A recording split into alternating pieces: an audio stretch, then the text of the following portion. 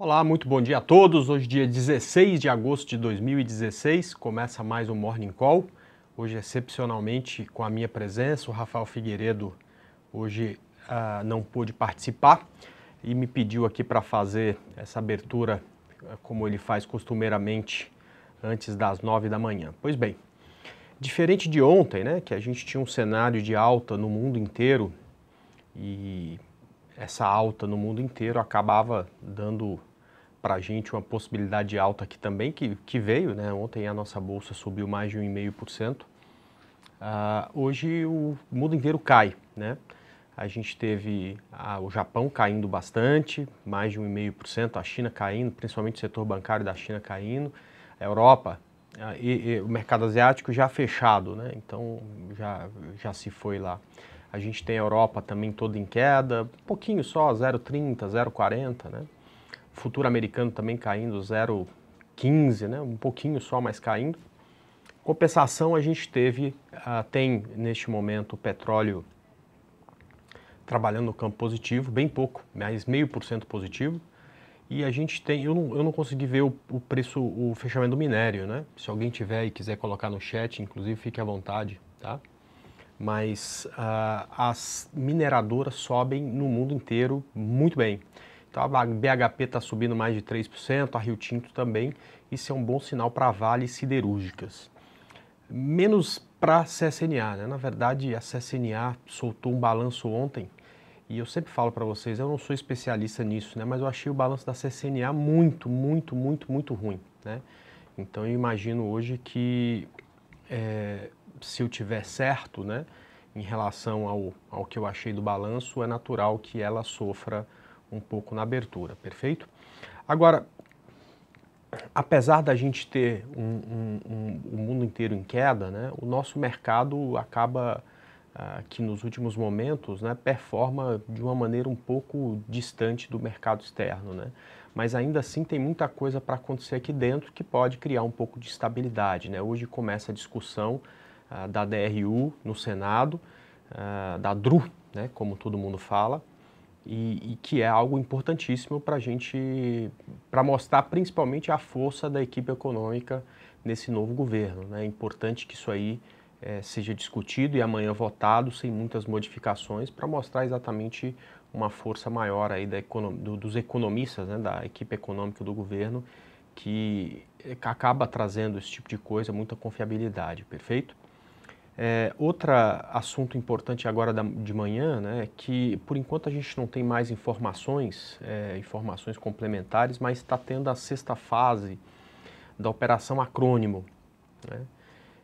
E essa operação, ela tem foco em empréstimos do BNDES, certo? Acabou de sair, a gente não tem todas as informações, mas ao que parece, né, o foco dessa sexta fase é exatamente a construção do aeroporto de Catarina, que fica em São Roque, né, onde tem também uma outlet Catarina, que já abriu e todo mundo conhece, né? Esse aeroporto ainda não está em operação, mas está em fase final aí de obra. Uma obra que está sendo... quer dizer, que a principal construtora envolvida é a JHSF, né, que é cotada em bolsa, né? Então todo mundo, quem tem ações dessa empresa, uma small cap, né, uma empresa que vale bem pouco. Aliás, estava com um gráfico muito interessante no gráfico semanal. Se tiver algum envolvimento, provavelmente vai ter aí uma turbulência aí com a cotação dela, né? Não vai ficar interessante para compra. Mas até ontem eu até comentei que era um gráfico que poderia ficar muito bonito caso subisse a partir de um certo ponto. E aí, é claro, se tiver algum tipo de envolvimento com isso, ninguém vai querer mexer com esse ativo, mas pelo menos nesse momento, né? Mas é bom ficar atento porque a gente não tem as informações ainda por completo, algo acabou de sair na Infomoney, inclusive, não está nem nesses portais maiores, então precisamos ver aí se tem mais alguma empresa envolvida, né? Outro balanço que chama atenção foi o balanço da Gol, né? E a gente vai ficando velho do mercado, né? E vai repetindo várias vezes algumas coisas, né? E eu falava muito tempo que nunca vi Gol soltar um balanço com lucro, né? Impressionante. Toda vez que solta um balanço da Gol é prejuízo, né? E a Gol soltou um balanço agora há pouco, né? E pela segunda vez seguida ela tem lucro. muito por conta do efeito, né, da desvalorização do dólar, da valorização do real, mas ainda assim um lucro. Então, talvez, né, justifica essa alta que a Gol anda tendo nos últimos momentos, que inclusive foi um call aí que a gente deu para vocês aí na semana passada, né? Então, muito bom. Bom, índice futuro abrindo daqui a 1 minuto, está abrindo aí com a queda de 0,62%, ainda em leilão, né? Mas aponta para uma queda na abertura, uma queda de 0,59 agora em relação não ao fechamento, né? E sim ao ajuste. O dólar abrindo com a queda de 0,45 também em relação ao ajuste. Então, nós começamos negativos, tanto no dólar quanto no índice. Aliás, algo engraçado, né? Muita gente que fala de uma correlação inversa do dólar com o índice, né? Que quando um sobe, o outro cai. Isso, na maioria dos dias, é verdade, né? Mas isso não é uma regra que funciona 100% do tempo. Ontem, num determinado momento, os dois, tanto o índice quanto o dólar, fizeram uma bonita perna de alta. Acredito que o dólar tenha até terminado no negativo, porque ele amanheceu bem negativo, mas subiu durante todo o dia, assim como o nosso mercado, né? Em compensação, hoje amanhece os dois em queda, né? O dólar abriu 0,34 de queda, também abriu o índice caindo 0,54, perfeito? Então, a possibilidade de abertura em queda.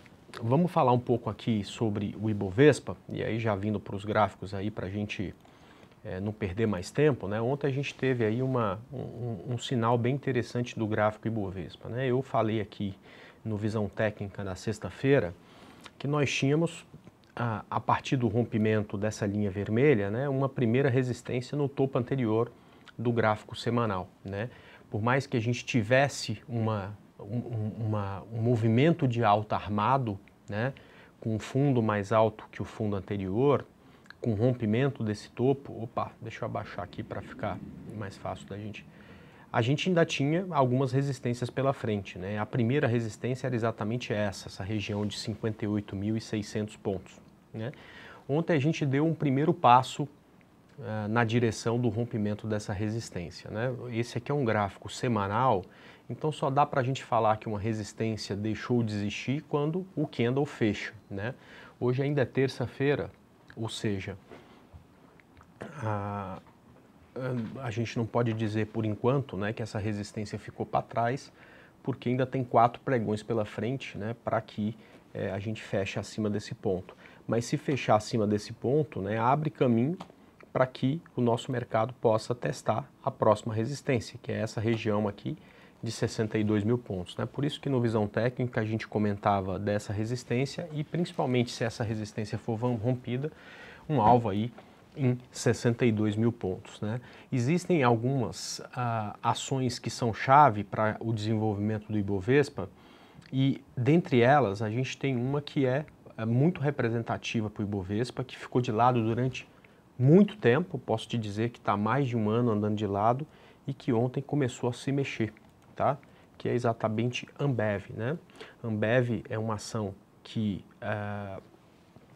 no último 1 ano e meio, né, teve de lado aqui, quando muito, em alguns momentos, muito rapidamente acabou perdendo força, mas voltou para a consolidação. Tinha uma dificuldade gigantesca nessa região de 19,50, bateu aqui umas 4, 5 vezes, né? E depois acabou ganhando força.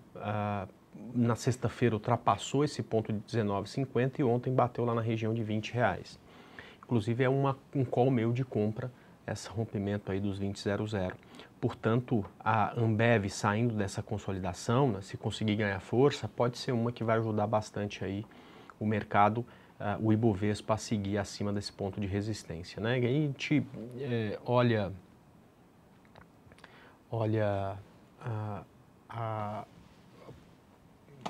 usa análise técnica, né, não para prever futuro, mas para fazer análise de probabilidade, né? Da última vez que a Ambev rompeu uma resistência, isso foi em 2014, né, que era essa região de 16,70, né, até os 16,85, ela andou bastante após isso, né? Então ela teve aí uma alta acumulada aí em poucas semanas de mais de 16%, o que para a Ambev é bastante coisa, né?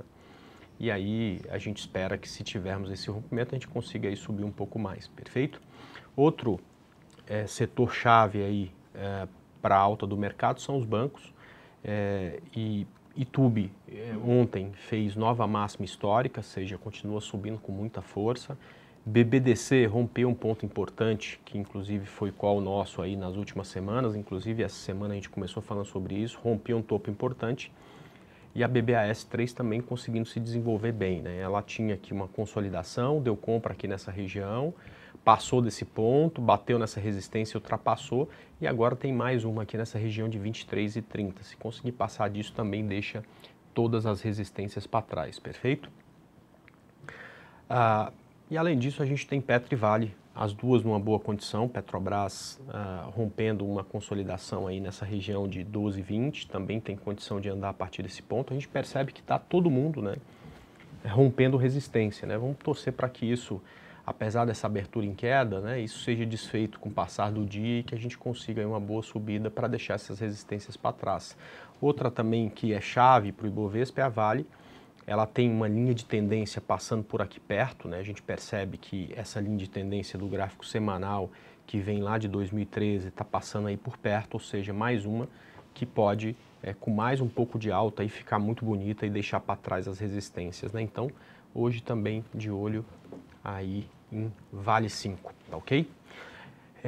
Talvez esses ativos que a gente comentou aí, né? Vale, Petrobras, bancos, Ambev, sejam aí mais de 50% do Ibovespa. Por isso que o movimento desses ativos que estão todos rompendo resistência, né, é muito importante para os próximos dias, para que a gente consiga aí uma boa evolução do Ibovespa. Perfeito? Bom, eu vou fazer uma parada, vou aí encerrar o Morning Call de hoje. Daqui a 2, 3 minutos a gente volta para começar o Bom Dia Mercado, que hoje, excepcionalmente, eu também vou repetir aqui. Vocês vão ter que me aguentar 2 vezes. Então, já já a gente está de volta, perfeito? Um abraço a todos e até daqui 2 minutos. Até mais.